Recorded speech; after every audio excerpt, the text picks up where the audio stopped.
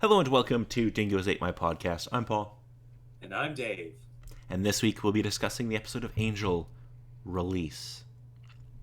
This episode originally aired March 12th, 2003, attracting approximately 3.91 million viewers. Excuse me. Alright, let us start off with some video games. So, next week we get to discuss a massive game. Actually, potentially, well, more than one massive game. But, however, we have a few for this week. So, on March 14th, if you had a Game Boy Advance, you could pick up Tom and Jerry in Infernal Escape. Yeah, understandable. Again, it was around, but it was kind of one of those particular properties of there was the video game or two, but there wasn't anything that we were specifically flooded with. Yeah, and I mean, it's Tom and Jerry. I don't really know how you make an engaging game out of that. But anyway, there's a slightly. There's a. The, oh, fwah. Okay. Paul, breathe, breathe. Be conscious for the show. March 17th, if you had a GameCube or a PS2, you could pick up a little game called WWE Crush Hour. Uh, Are you familiar with Crush Hour? there's a good possibility, but it's kind of mixed in with the whole vaguely other wrestling games that I know of. But supposedly, I most likely saw a decent amount of advertising for it. Oh, see, Dave, you've got a crucial part wrong here. It's not a wrestling game. Uh, You remember Twisted Metal, right? yes. What do you think would happen if you mixed Twisted Metal with a WWE game? Most likely absolute ridiculousness. But then, of course, they also did the exact same thing with golf. What? There was a supposed game that had a whole bunch of ridiculous characters. Some of them looked like wrestlers. That was related in golf. That was absolutely insane. Do you mean Big Shots Golf? Is that what you're thinking? Possibly, it's a case of I only remember the advertising for it. I Oh, did okay. not follow it. Yes, WWE Crush Hour is. It's not a good game, but it is a fascinating game. You know, what sort of interesting concept could we come in when we just go absolutely batshit insane? I might have to stream this game because I do love it. Anyway, moving on. The next day, on March 18th, if you had a PS2 or Xbox, you could pick up Rayman 3 Hoodlum Havoc. Because, it was the game at the time, and Rayman was so popular. Was it in 2003? I feel like Rayman was kind of past its prime at this point, but maybe I'm wrong. Yeah, it was one of those cases. It was one of the last couple games that came out before the occurrence happened. But we'll discuss that when it supposedly comes. Yeah, because I was gonna say like the first Rayman game is '95. It was a character that exists and a character that nowadays everyone's like, why not bring him back? But then also there's the caveat of you do understand that if he gets brought back, you know what has to come along. Well, they don't have to do more of the Rabbids. Well, no, not as it as nowadays, because the rabbits are their own thing. It's true. But I would play a new Rayman game because we haven't got one in like almost 10 years at this point. Very much true, but then of course, what the heck would actually happen with it? I don't know, but I would like because like Rayman Legends was fun, Yes. and I think it sold fairly well. Like it sold over 1 million copies, so I don't know why Yeah, we wouldn't. managed a sequel and got supposed numbers from that as well. Yeah, that game was fun. I would love to see another one. Anyway, let us move on to the number one movie in America this week. Dave, any guesses? Well, most of my guesses, aside from the movie from last week, is possibly something new, but again, nothing immediately comes to mind around that time that immediately comes to my brain that's like, oh, this movie was out at this time and I lost my little child mind. Yeah, it's a movie I'm sure that like probably next to nobody remembers. So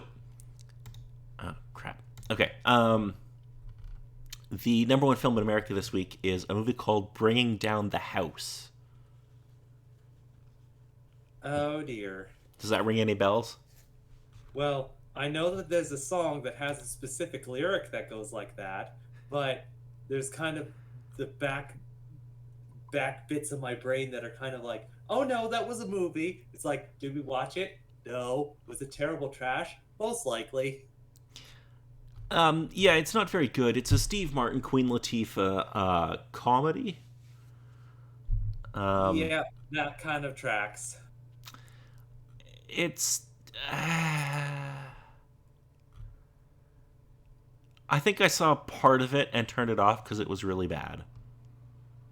Yeah, So, that would be understandable. Like, it's kind of one of those movies that with it, if you're in within the like right mindset, you're probably okay with watching it. But if you were just watching it as a typical sort of moviegoer, you'd probably have to be concerned of losing brain cells. oh, absolutely, and like it has a pretty good cast and stuff. Like it's Steve Martin, Queen Latifah, Eugene Levy. Like there's funny people in it. It's just it's not very good.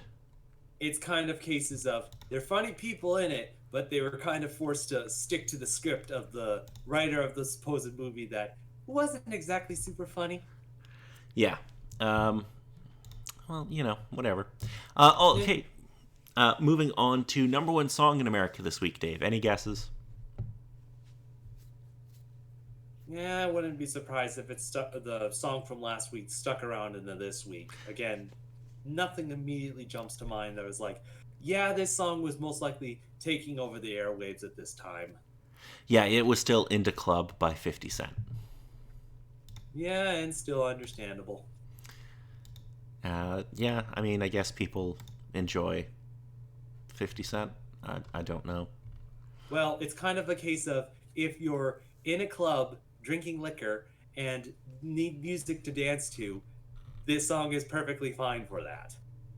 I literally don't think I've ever heard this song, but You it's, most likely did, but it was just the case that there was a whole lot of bass and it just caused the entire room to vibrate. and it probably gave me a migraine. Anyway, moving along. So, this episode starts with a battered and bloodied Faith recovering at Wesley's apartment after her showdown with the Beast. They wonder why Angelus would suddenly kill the Beast and allow the son to return to Los Angeles. At a demon bar, Angelus is spoken to by a deep, disembodied voice, which turns out to originate from Cordelia, projecting from the Hyperion Hotel, who stole Angel's soul and is keeping it close to her. Cordelia confirms that she manipulated the gang into removing the soul, then stole it to ensure that it couldn't be returned. Angelus refuses to submit to the Beast's master and demands a face-to-face meeting. Angelus then surprises Fred at the hotel, claiming he is immune to the protection spell. He demands information on the Beast's master. However, she realizes that he is bluffing and tries to fight back, but he steals her research materials. Fred tries to shoot him with a tranquilizer dart, but accidentally hits Lauren instead.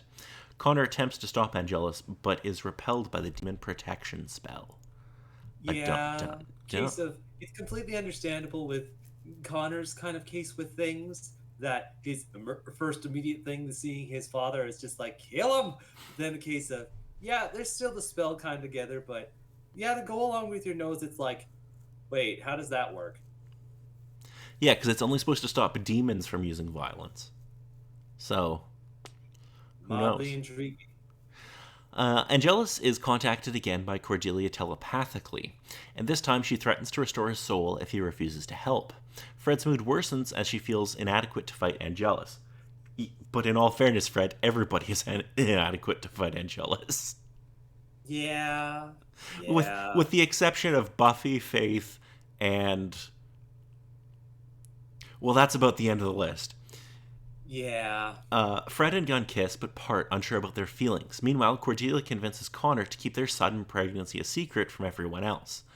That's probably not a good thing.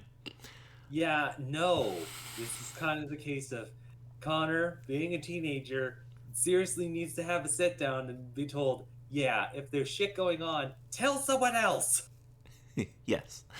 Faith and Wesley try to track Angelus at the demon bar. There they encounter human junkies who get high on the vampire bites, which is a cool concept. Okay, I think I might have specifically missed that. Though, eh, I wouldn't be surprised. I think it was supposedly a thing or little bits of a thing that we've also seen within Buffy with certain stuff. And yeah, I wouldn't be surprised. Blood loss would be a particular way of alleviating particular things within the body.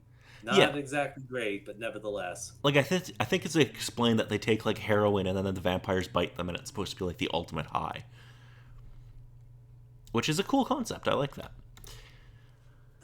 Always messing around with crazy drugs when the demons are around.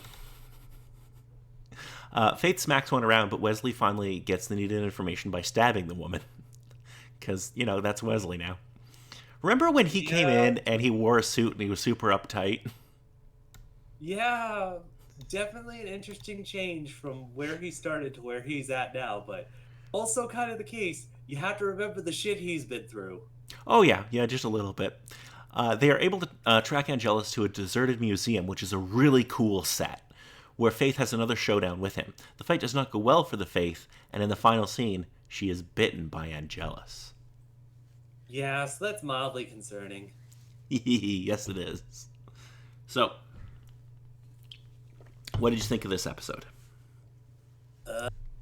It's one of those particular cases that my mind is just kind of racing with particular things, especially with what's been going on with Angelus and this supposed master, where these two had a particular discussion where we saw bits, but was that the full discussion of things?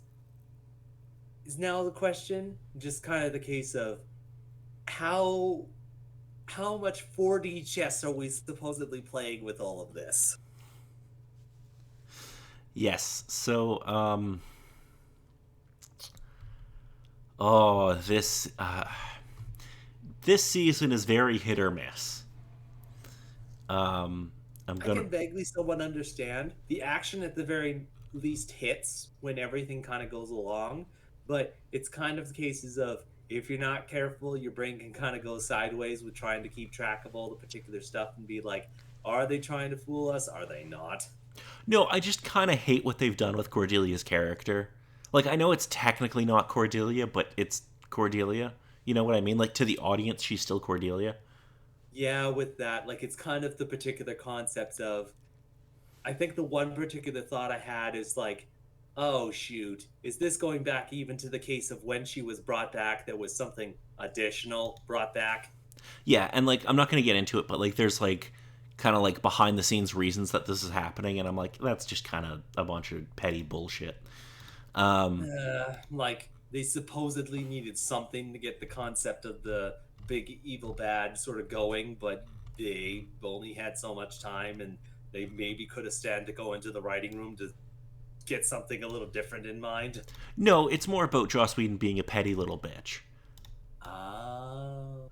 No, that completely summarizes everything. It's like, yep, that's completely understandable. I guess it's just a case of what the heck happened and what did somebody say. So I'm just gonna give you the cliff notes, but basically, Charisma Carpenter, the actress who plays Cordelia, um, in real life got pregnant around this time, Uh, which apparently Joss went like fucking mental about and was like a real fucking asshole.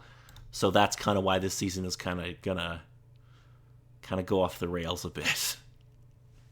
oh boy. Mm-hmm. Again, it's kind of understandable, but yeah, this kind of falls a bit more on the Sweden side, and it's kind of the case of my first thought, kind of with you saying it was like, oh god, what did somebody do to kind of give critiquing, but not maybe in a good way? But this is more turned out to the case of, oh, this is just a life thing that happened that Whedon is understandably nipped about, but it wasn't. It was too far to kind of go with what he decided to do.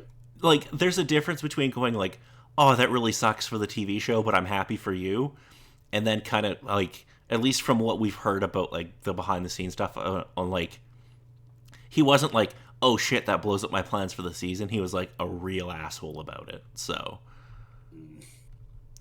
anyway, moving on. Is there anything else you wanted to bring up about this episode before we get into international titles?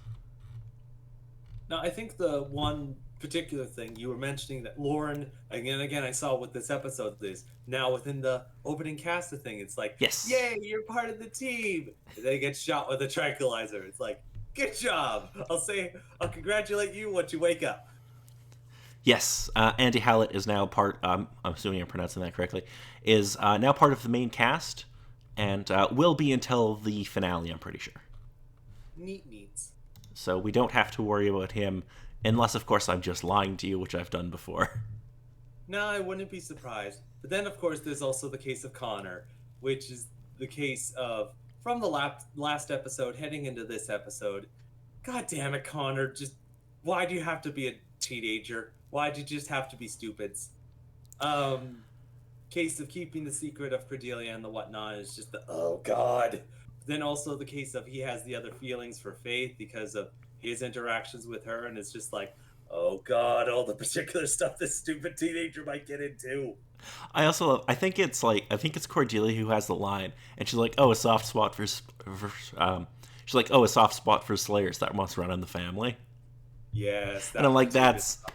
bravo, that's a good line." Anyway, so for international titles, a bunch of them are just release, which whatever. And the only one that isn't on our list is from Germany, which translates as Old Enemies. Yeah, that tracks. Yep, it sure does. So, next week we'll be discussing the episode Orpheus. Oh boy. Oh no, it's good news. Well, okay, I have good news. I'm sure there is always good news, because if there wasn't that, these episodes would not be super fun to go through. Um, so we're gonna get a guest star from Buffy. Okay. Any idea who it might be? Probably with the situation that we're facing now and all the particular stuff, I'm most likely guessing it would probably be Willow. It is. We are gonna get Willow in the next episode, which No, is that's definitely fun. Like the other particular thought was Xander, but again, there's only so much that he could do, and we kind of have a whole bunch of Xanders within this crew, so adding one more probably wouldn't help the situation much. no, and I mean they need somebody who can do magic. So it's either Willow or Willow. Anyway, Yeah, pretty much, because the name sadly escapes me. There were two witches within Buffy series, but then the stuff happened, and ooh, ooh. yeah, let's just say Tara would not be available for this. If you remember what happened to her in season 6. Yeah. That's already happened because we're in season 7 of Buffy at this point. Okay. Yeah. Yeah, Yeah, let's say some people have seen Red since anyway. So, just a quick synopsis for the next episode. While in their drug-induced comas, Angelus and Faith experience flashbacks of Angel's good deeds over the centuries. Fred calls in Willow, the only person ever able to restore Angel's soul, and asks her to help them do it again. Yeah, because the team doesn't exactly have the soul. The bad guy does. It's kind of the cases of we need to do something because Angelus is causing the shit, and we need some security to kind of at least help us get the situation under control. Yeah, and Willow at this point is like a super powerful witch, so she can probably help you out. Yeah, yeah. So it's going to be good. Well, maybe. We'll see. Yeah, it's always the case with these last couple episodes. We are moving into nearing the end of the season, and well, some shit's gonna go down. So Yeah, shit's always gonna get worse before it supposedly gets better. I never said it would get better. Uh, So until next time, I'm Paul. and I'm Dave.